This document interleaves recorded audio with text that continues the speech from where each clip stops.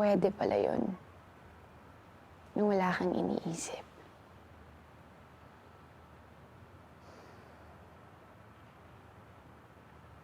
Tapos yun, na-guilty ako. Siyempre, nandito yung mama ko. Siya naman talaga yung pinunta ko dito eh. Para kay Lisa, yung mga kapatid ko, para kay Papa. Para bukas, okay na.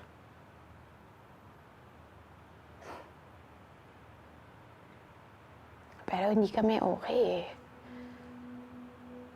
Parang lahat ng kailangan namin.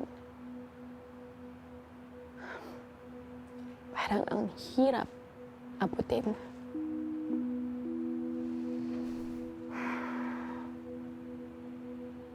Nakakapagod. Napapagod na akong magmahal ng mga taong kailangan kong mahalin.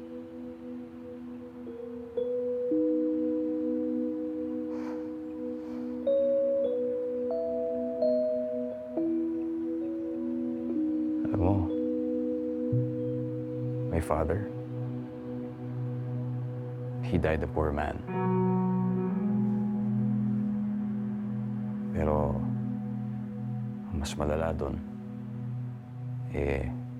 namatay siya ng malungkot. Kaya sabi ko sa sarili ko, hindi ako magiging katulad niya.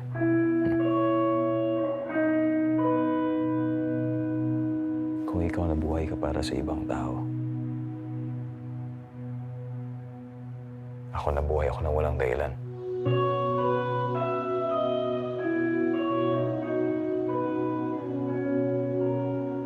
May wala namang ibang mahalaga para sa akin eh.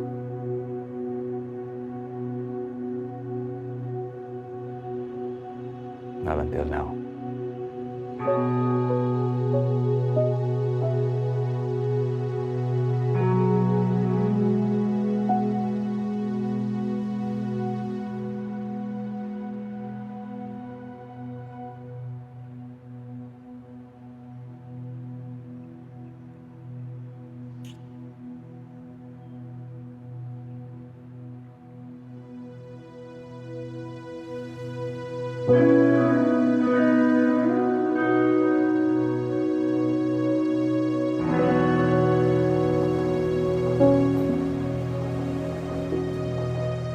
I love you.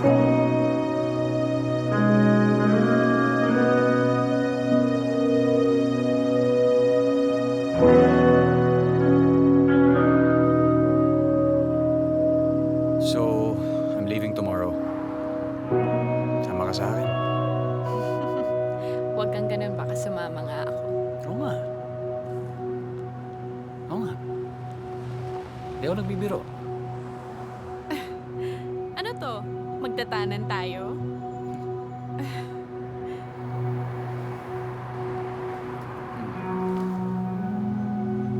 Alamala. Kaya ganito na lang. Kita na lang tayo ulit mamayang hapon.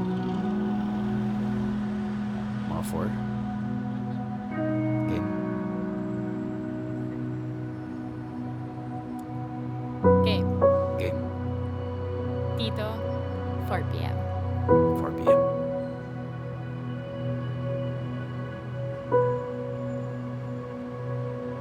Tumaya ka naman kasi sa akin, Aya.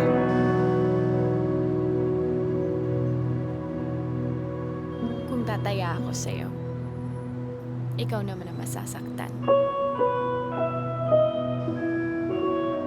Joke!